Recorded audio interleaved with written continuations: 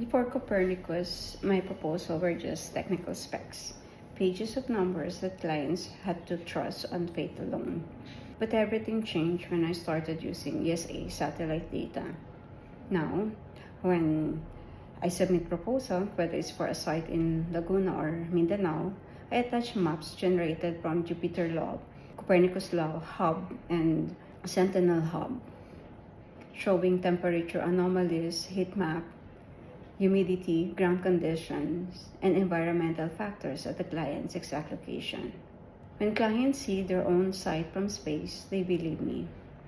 We know what's happening before we even arrive. Then we measure on site with our instruments, and it matches. This eye in the sky plus ground truth validation, it changed the business. But here's what we have discovered. This isn't just about winning proposals. Across Southeast Asia, there's an invisible infrastructure crisis. Ground-based monitoring alone cannot diagnose the root causes of climate stress on critical infrastructure. Engineers face the same question every day. Replace or repair. This is what happened to our Japan Radio Doppler radar. Comparison 2020 to 2025. Replace or repair. And without the right data, the default is always costly, carbon-intensive replacement.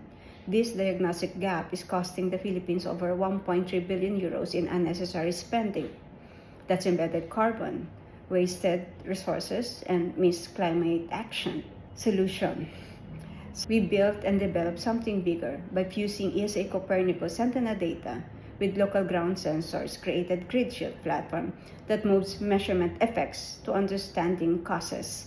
Correlation analysis reveals statistically significant relationships between environment factors, lightning strikes, temperature anomalies, and power quality degradation at transmission hub. This isn't monitoring. This is diagnostic intelligence for grid reliability, and the validation loop works at scale.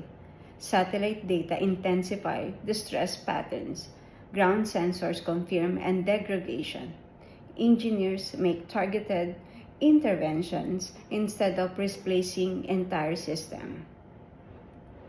The business model.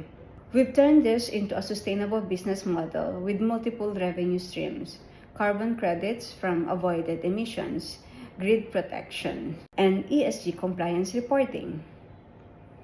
Our current pipeline, ASEAN pipeline, as of now, 200 hubs across Southeast Asia, representing 29.4 million euros.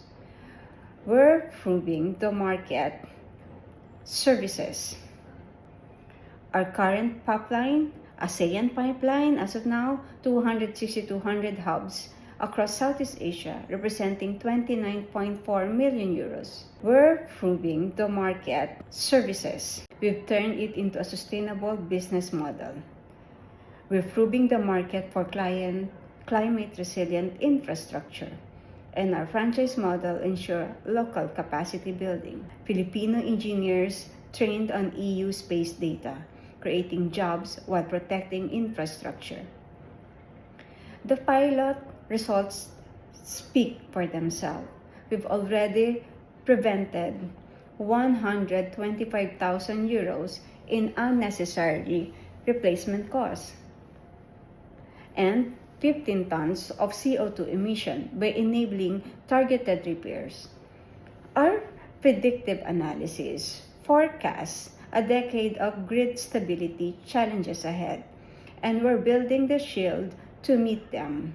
From 10 pilot sites, we're seeing consistent validation. Satellite prediction match ground measurements with acceptable engineering tolerances. Call to action. Here's where we need support. We've proven the concept at 10 sites.